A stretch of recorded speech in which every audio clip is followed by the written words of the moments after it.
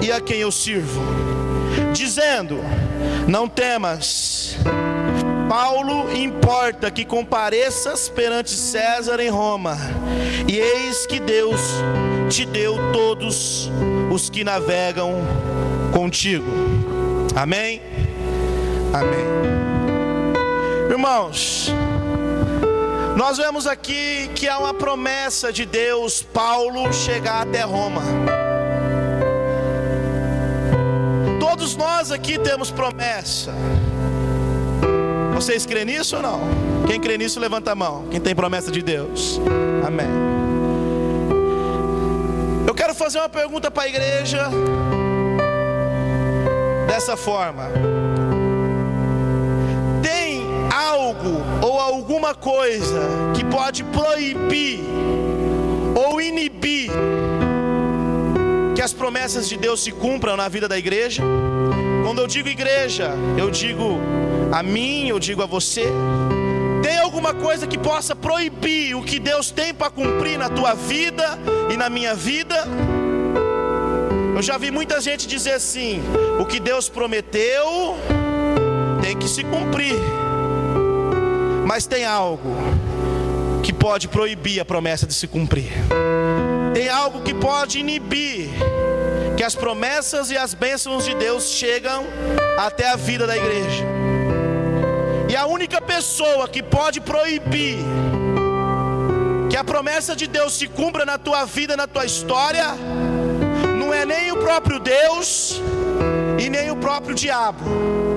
A única pessoa que pode proibir que as promessas se cumpram na tua história é você mesmo.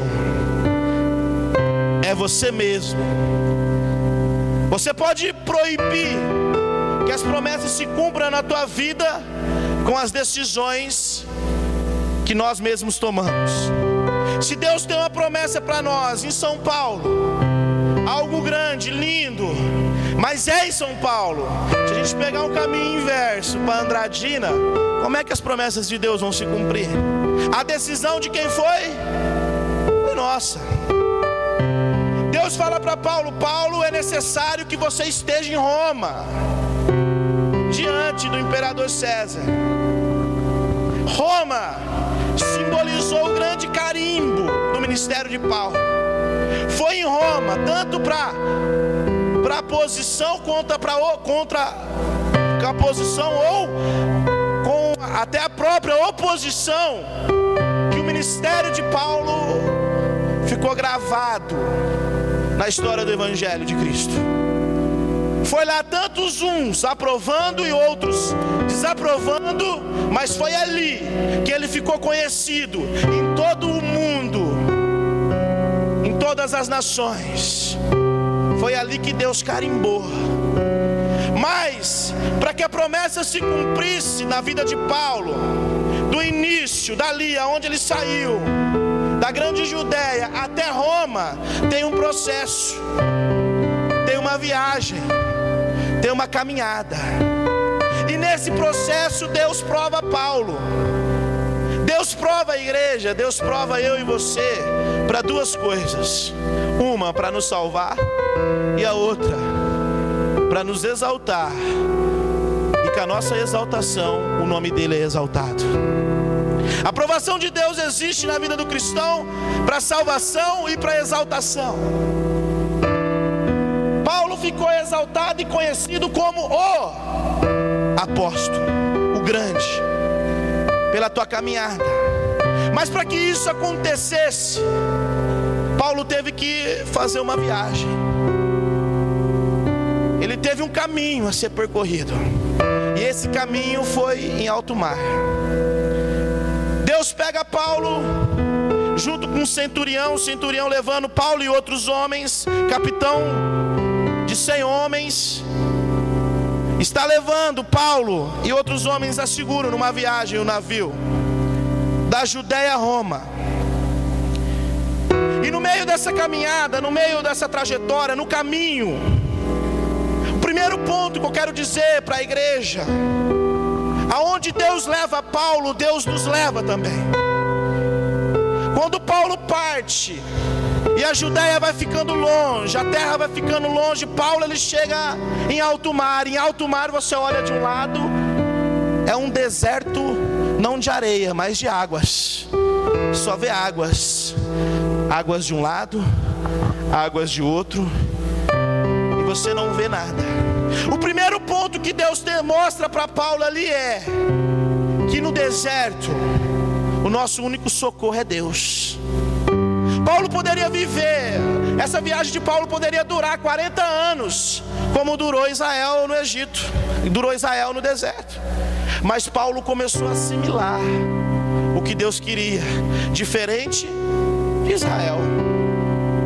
Paulo queria viver as promessas, mas muitos do que saíram não viveram a própria promessa que Deus tinha da terra prometida para o povo de Israel. E era promessa. Era promessa. Então o primeiro ponto que Deus mostra para Paulo é um deserto. E mostra para Paulo que o seu único socorro nesse deserto, onde ele não vê nem de um lado amigos, nem de outro amigos, família, terra, matéria, não tinha nada. O que ele via era um deserto de águas, e aonde Deus mostrava para ele: Paulo, para que eu possa te aprovar nesse momento de deserto, o seu único socorro sou eu. E Paulo foi assimilando o que Deus queria com as provações. Além de Deus colocar Paulo em um deserto de águas, a Bíblia relata que a tempestade chegou, que a provação chegou, que a luta chegou.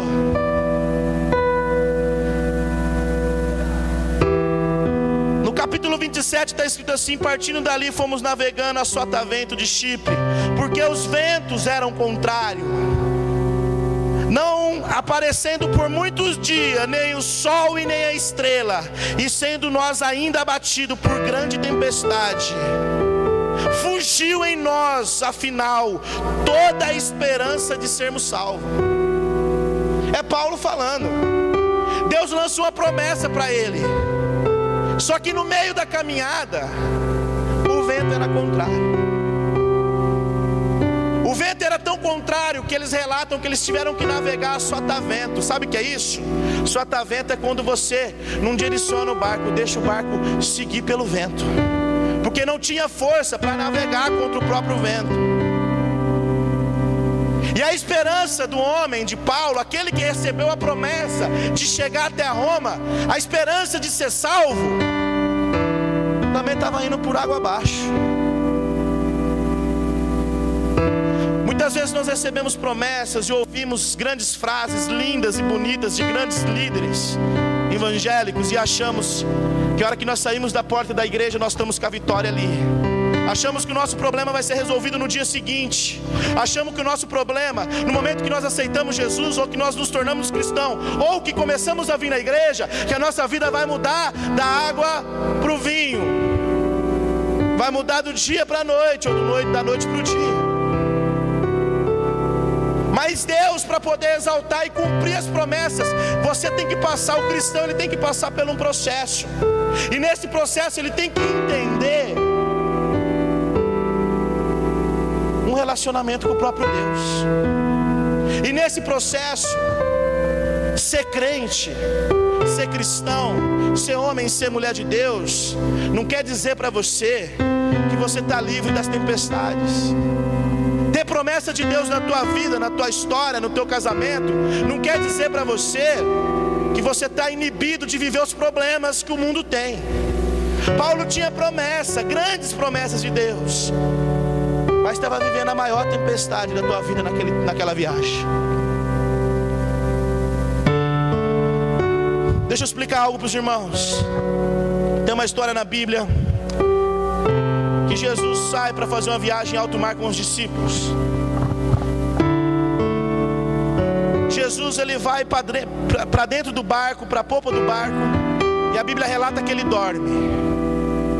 E lá fora a tempestade está caindo, está derramando, o pau está fechando, e Jesus está lá dentro do barco dormindo. Só Jesus dorme na embarcação. Os 12 discípulos estão tudo lá louco, desesperado. Manuel, vamos morrer, a tempestade chegou. Mas Jesus dorme lá dentro. Sabe por que o evangelista deixou esse texto para nós hoje meditarmos? Que mesmo com Jesus na embarcação, que mesmo com Jesus na tua história, você vai viver tempestades. Mas quando Jesus estiver dentro da tua embarcação, você tem que ser um imitador dele. Pode estar o mundo caindo, pode estar arrebentando tudo, pode estar a crise acabando com a vida financeira do planeta. Você vai chegar na tua casa e vai dormir igual Jesus dormiu naquela embarcação, porque você sabe que Jesus também está na embarcação. Se ele dorme, eu também durmo. Quando chamam Jesus, nós vamos afundar, naufragar. Ele levanta, chega na ponta. Eu até vejo, eu até imagino ele dizendo assim, como se fosse assim, pedir para apagar-se a luz. Vento, aquieta-te. Mar, acalma-te. Coisa mais simples, como se fosse apertar um botão. Ele olha para todos os discípulos e diz assim: homens de pouca fé. Jesus nos revela com essa história que se ele estiver na nossa embarcação, nós podemos estar vivendo a maior tempestade, nós podemos estar vivendo a pior crise. Basta uma palavra que tudo cessa. Podemos estar vivendo os piores momentos da nossa vida, mas recebe isso que eu vou dizer que é de Deus. Pode ir embora para tua casa e deitar, porque Jesus está na embarcação contigo. E a tua aprovação pode durar alguns dias, alguns meses. A tempestade pode durar algum tempo na tua vida, mas vai chegar um momento em que Jesus vai dizer: ei vento, calma. Ei tempestade, aquieta-te. Porque Ele está na tua embarcação, porque Ele está na tua história. Aleluia, Jesus. Paulo, ele vive essa tempestade. A fé dá uma esmorecida. A esperança de chegar ao fim da viagem, a Bíblia relata que vai acabando. Então eles tiveram uma ideia. Está difícil navegar contra o vento. Está difícil, o vento é contrário.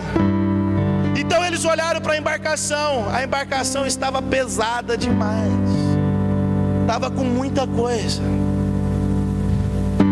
Então eles viram que havia necessidade deles esvaziarem a embarcação, deles tirar do navio o que pesava o navio.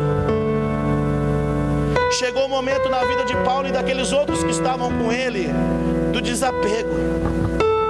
Chegou o momento na vida de Paulo e em todos que estavam com ele daquilo que Jesus Cristo disse: quer me seguir? Nega a si mesmo. Perguntaram para Jesus um dia: Jesus, eu quero te seguir, o que eu faço? Nega a si mesmo e venha.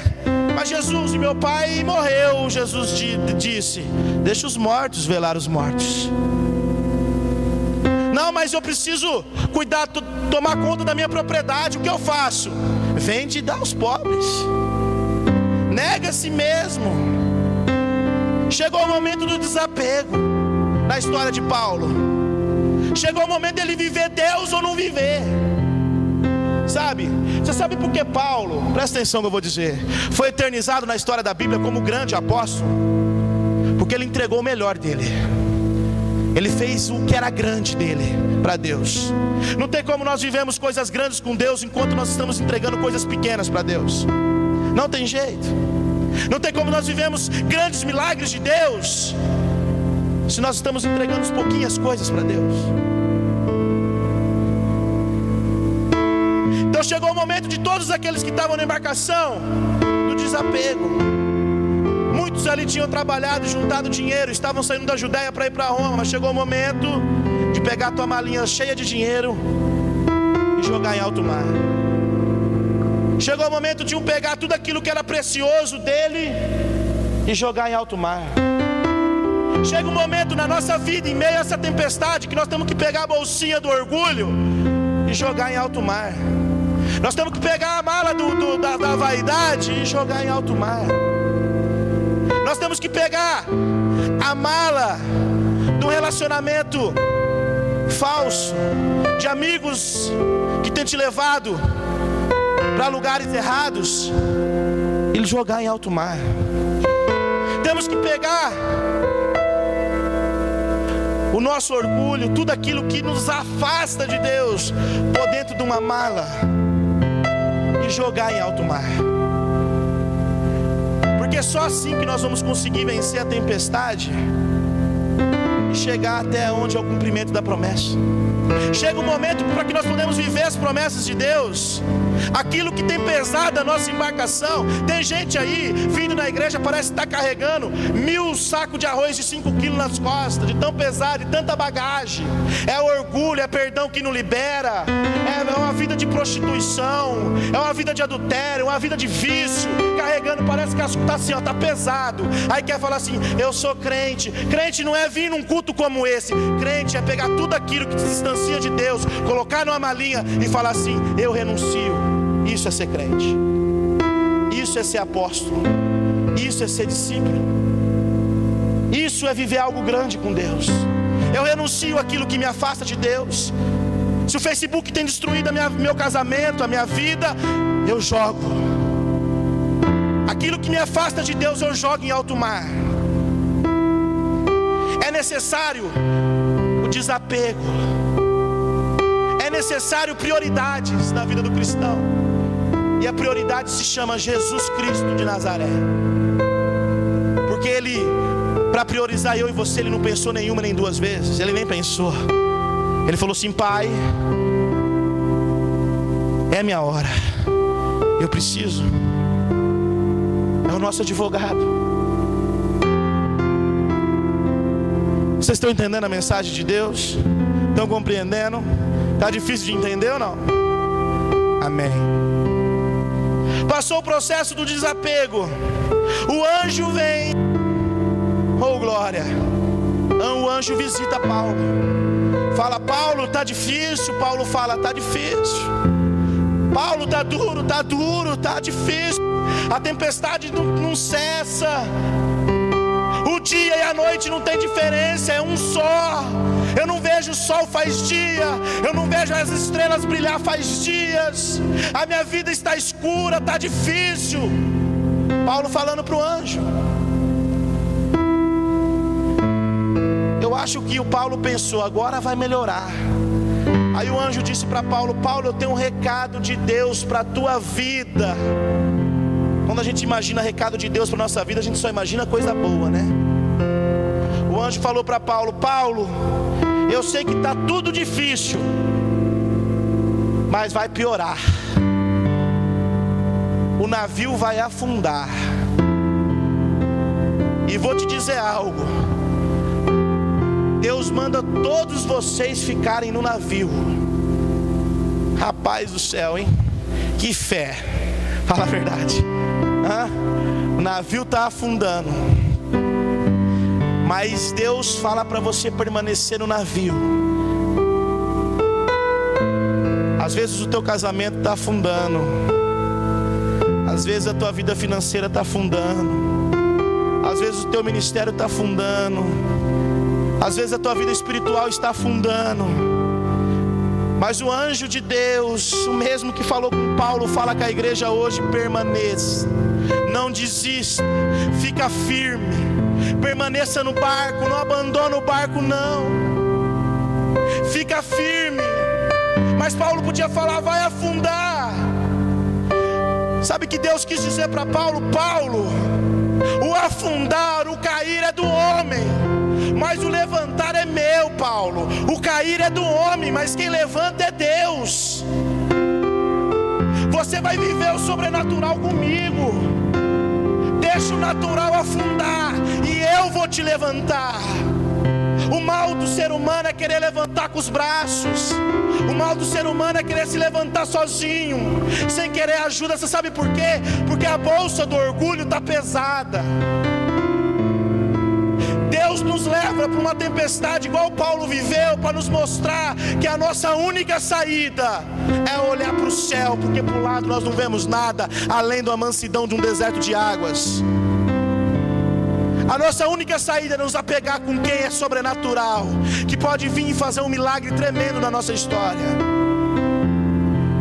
Deus fala para Paulo: vai afundar, mas você vai viver algo lindo comigo, algo sobrenatural. A partir de agora é eu. A partir de agora sou eu, Paulo. Sou eu que dirijo a tua vida. Sou eu que dirijo a tua história. Paulo diz para todos os tripulantes: olha, não vamos sair do navio não. Vai afundar, mas Deus mandou a gente ficar aqui. O capitão, o centurião, sabe o que falou para Paulo? Paulo, não vai afundar não. Sabe por quê? Porque o marinheiro lá é o cara, é bom, é o fera. E o dono do barco, do navio, disse para mim que esse navio aqui é o melhor. A Bíblia trata de relatar que o centurião acreditava mais no navio e no marinheiro do que no que Deus falava com eles. Muitas vezes nós estamos acreditando mais em homem, botando fé numa aliança, numa amizade, do que no próprio Deus. Estamos fazendo igual esse centurião fez, botando fé em quem é falível. Irmãos, tudo aquilo que parte do homem é morto. Tudo aquilo que o homem constrói morre. Não existe um Deus, não existe uma deusa que vive. O único que vive até hoje chama Jesus Cristo, que é eterno. Não existe nada. Tudo que o homem constrói morre. Pode durar 10, 20, 30 ou 100 anos. Chega um dia que morre. Nossa natureza é morta. Nada nasce de nós que é eterno. O homem procura acreditar mais naquilo que é matéria, mais naquilo que a gente vê, que a gente toca, do que no próprio Deus que queima o teu coração. Nós temos que parar de ser crente, parar de vir na igreja só por vir. Nós temos que levar o que é de Deus a sério, aliançar e dizer: Pai, não importa se a minha tempestade vai durar 10, 20, 30 anos, importa que a minha aliança é eterna contigo. Eu não te adoro, eu não prostro para ti, Pai, pelo aquilo que o Senhor vai fazer por mim, mas eu me prostro e renovo a minha aliança com o Senhor todos os dias, porque eu quero morar no céu. A minha aliança é eterna contigo.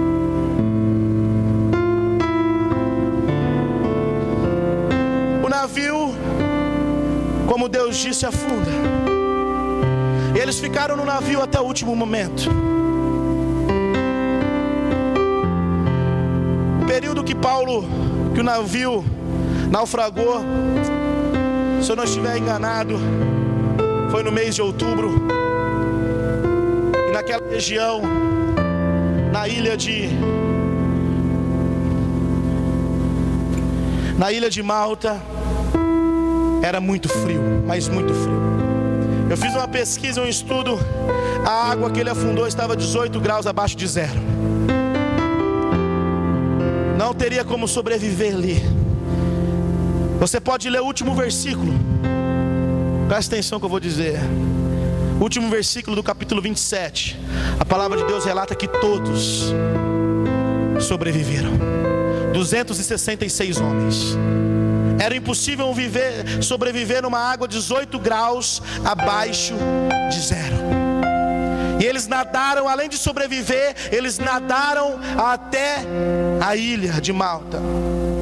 Chegando na ilha de Malta, os indígenas, os moradores daquela ilha, estavam com a fogueira acesa.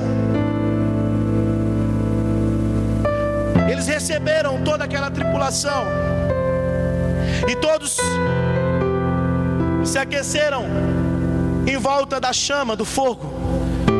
Paulo viu que era necessário que a chama não se apagasse, que o fogo não se apagasse.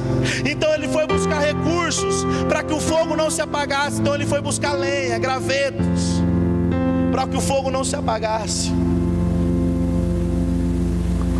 Quando eu li essa história, o Espírito Santo toca no meu coração e diz dessa forma: o fogo que Paulo foi buscar recurso para que ele não se apagar é o fogo da comunhão do crente com Deus, é o fogo do homem e da mulher com Deus.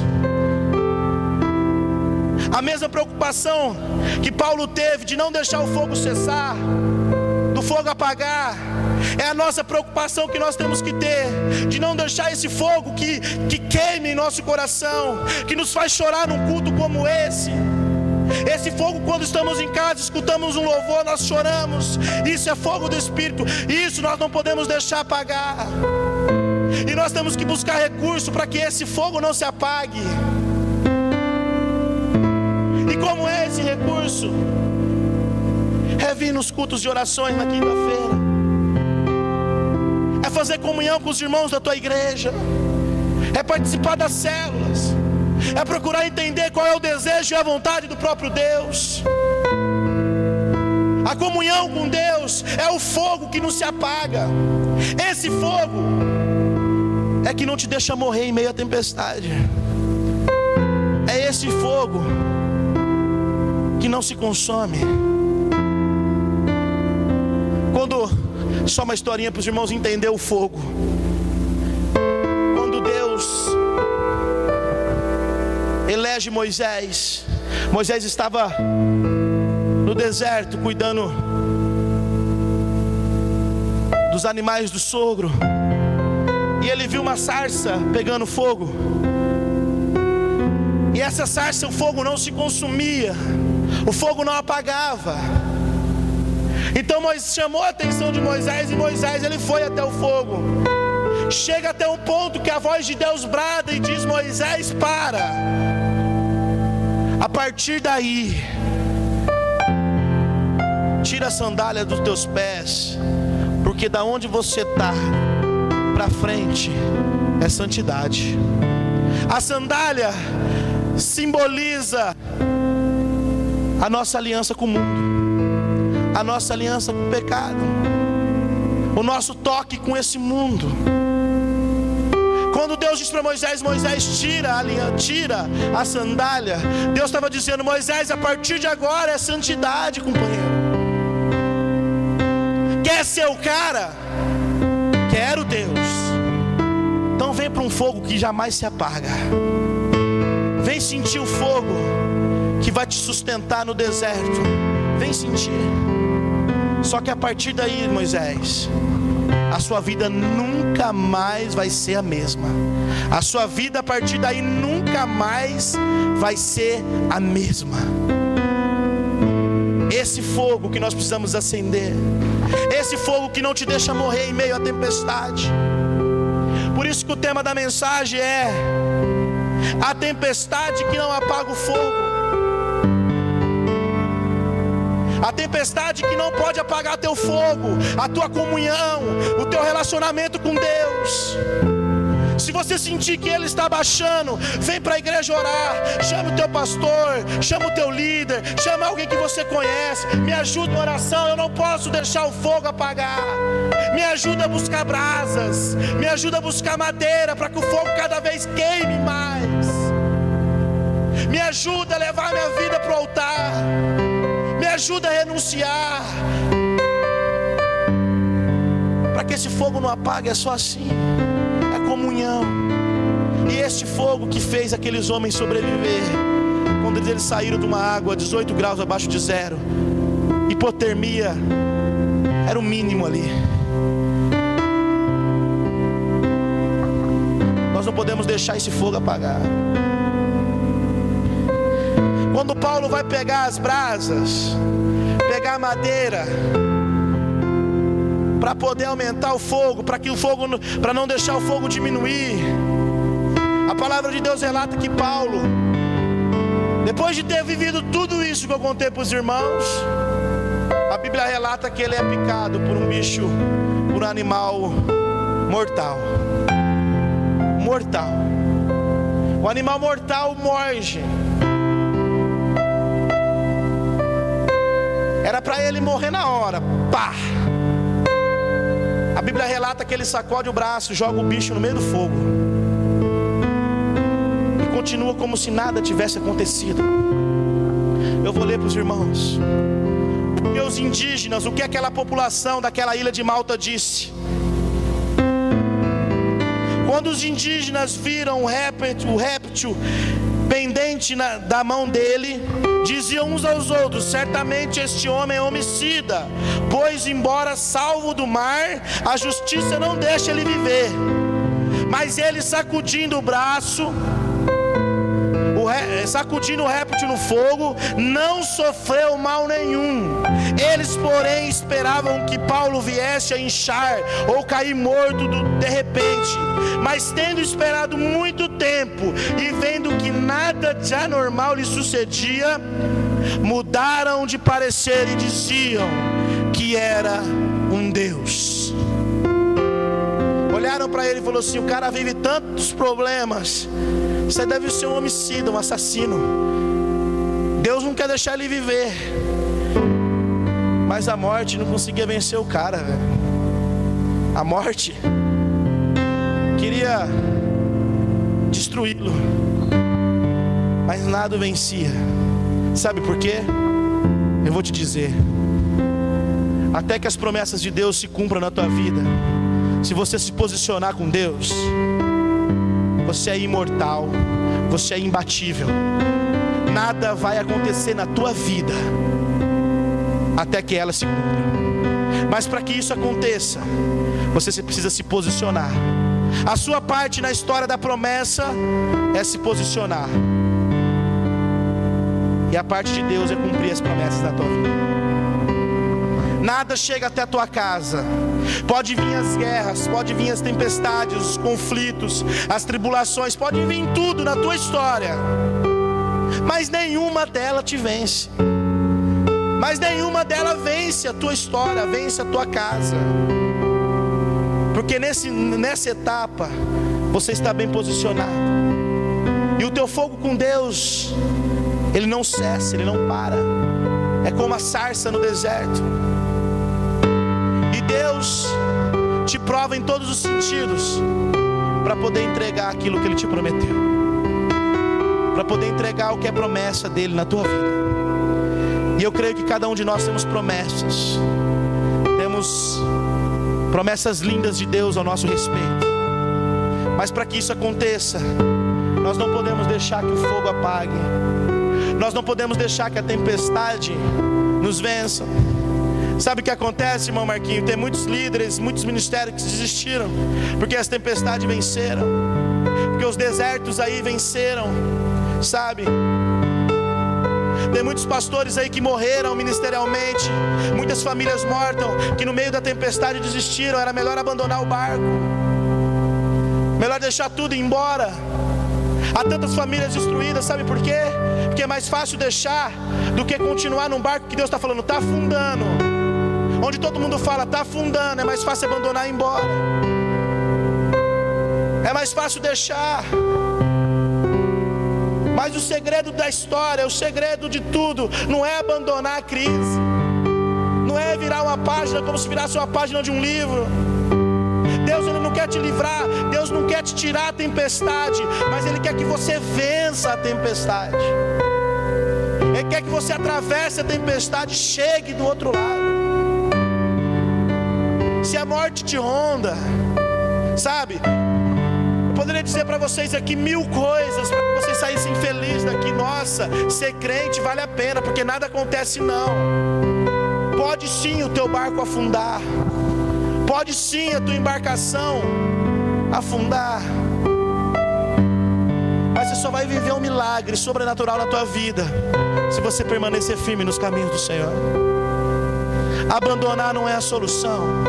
Desistir da caminhada com Deus não é a solução. Desistir do ministério com Deus não é a solução, sabe? O grande segredo da história é continuar firme numa aliança, viver um fogo que não se apaga. Esse é o caminho. Eu quero encerrar.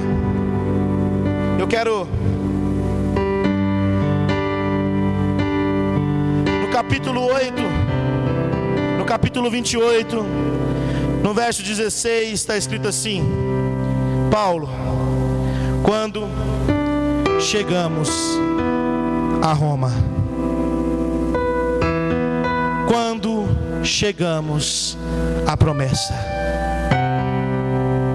Ele viveu tudo isso, pois ele viveu a promessa. Não deixe o fogo apagar. Eu queria chamar o ministério de louvor aqui na frente.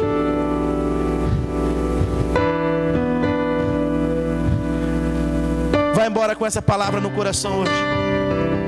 Não deixe que as tempestades apagam o fogo do teu relacionamento com Deus.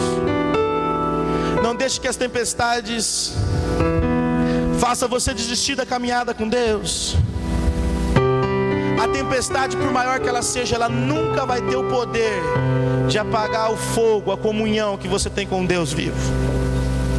Por mais que ela seja maior, gigante, tremenda, ela nunca vai ter o poder de apagar esse fogo que liga você e Deus. Amém? Eu quero cantar, eu quero pedir para os ministérios de louvor cantar o hino. Queria pedir para a igreja se colocar em pé. Renata, apaga a luz para nós, por favor.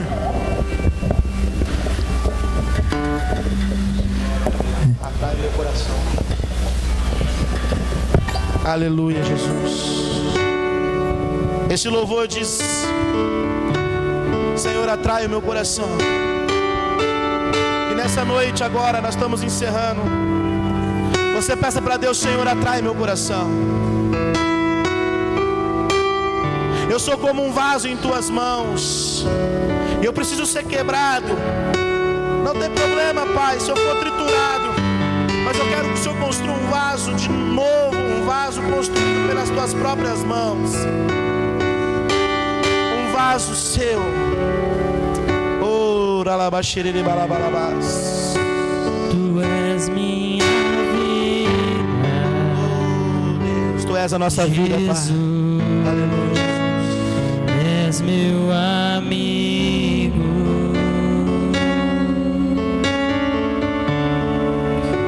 e a tua vontade, doce Espírito, meu alimento.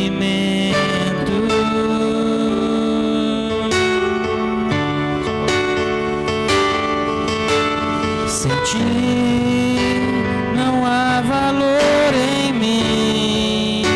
Sou como um vaso de barro, pronto a ser quebrado, para ser o que queres de mim. A tua presença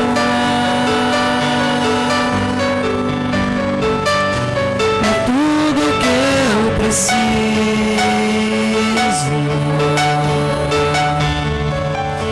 A tua presença é o meu maior valor.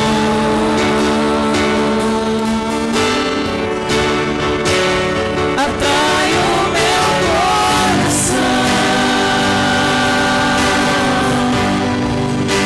atrai o meu coração.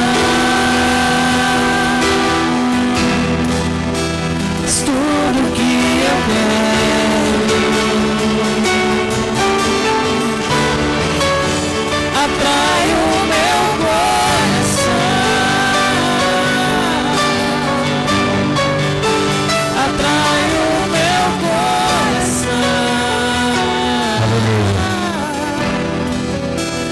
Posso te tocar. Levante as suas mãos aos céus, aleluia.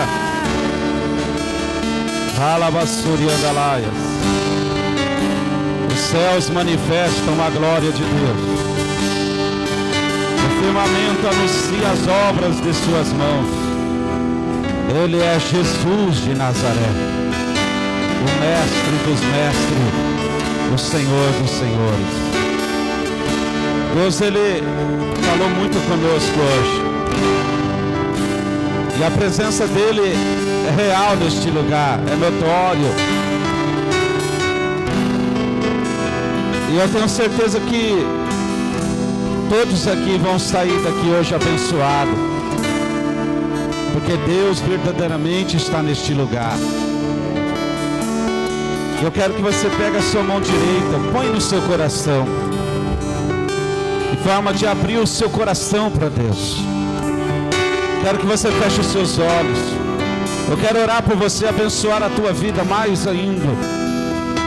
Que você venha ter uma semana de vitória, uma semana de sucesso.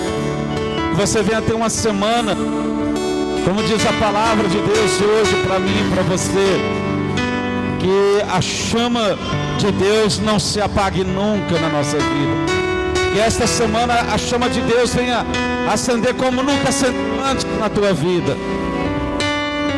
Com seus olhos fechados, eu quero que você ore a Deus. Eu quero que você fale com Deus. Senhor, nós, neste momento, Pai, nós agradecemos a Ti pela Tua palavra de hoje. Porque a Tua palavra, o Senhor, assim como eu pedi lá em casa que o Senhor falasse comigo hoje, o Senhor trouxe uma palavra de encontro ao meu coração. O Senhor atendeu o meu gemido, o meu clamor, e falou comigo hoje, e falou com a Tua igreja, Pai. Eu te louvo, Senhor, porque o Senhor é um Deus que fala com o Teu povo. O Senhor é um Deus que cuida do Seu povo. E por esse tempo todo o Senhor tem cuidado de nós. E eu quero, Pai, abençoar agora esta igreja. Que esta igreja venha ter uma semana de vitória, venha ter uma semana de bênção, uma semana, Pai, de conquista, uma semana feliz, alegre. Se houver pessoas aqui enfermas, que sejam curadas. Se houver membros dessas famílias que aqui estão, desses irmãos, dos Teus servos, das Tuas servas que aqui estão enfermas, que eles sejam curados agora, onde eles estão. Ó Pai, em nome de Jesus, que todos agora recebam um milagre poderoso em sua vida. Que todos vão receber um milagre maravilhoso em vossas vidas. E que, ó Deus, quinta-feira que vem nós possamos estar aqui novamente, louvando, engrandecendo o Teu nome.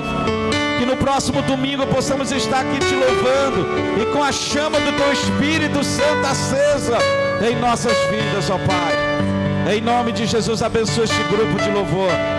Usa eles cada vez mais, cada culto, cada semana, cada dia, para o Teu louvor, para a Tua glória neste lugar. Em nome de Jesus, receba uma palavra profética para a tua vida. Que esta semana vai ser a melhor semana da tua vida. Esta semana você vai fechar os melhores negócios da tua vida. Esta semana, aleluia, você vai receber um aumento de salário em meia crise. Esta semana, um milagre extraordinário vai acontecer na tua vida. Eu profetizo, em nome de Jesus Cristo de Nazaré, receba o melhor para a tua vida esta semana. Levanta a tua mão e dá glória a Deus, aleluia. Glória a Deus, glória a Deus, aleluia. Obrigado, Senhor. Aleluia. Todos digam glória ao Pai, glória ao Filho, glória ao Espírito Santo de Deus. Diga: eu nasci para vencer. Diga: eu estou vencendo. Amém? Dê um abraço gostoso nessa pessoa que está ao seu lado. Diga para ela: Deus te abençoe. E assentai-vos mais um minutinho só. Amém? Eu queria convidar a nossa irmã que vai dar o recado. É você, né? É ela. É que ele falou por nome, né? Por nome. Podeis assentar um minutinho. Amados, graça e paz. É rapidinho, é a respeito do nosso chá, o chá das mulheres, né? Mulheres abençoadas do Senhor. Vamos assistir agora esse vídeo e depois a gente continua.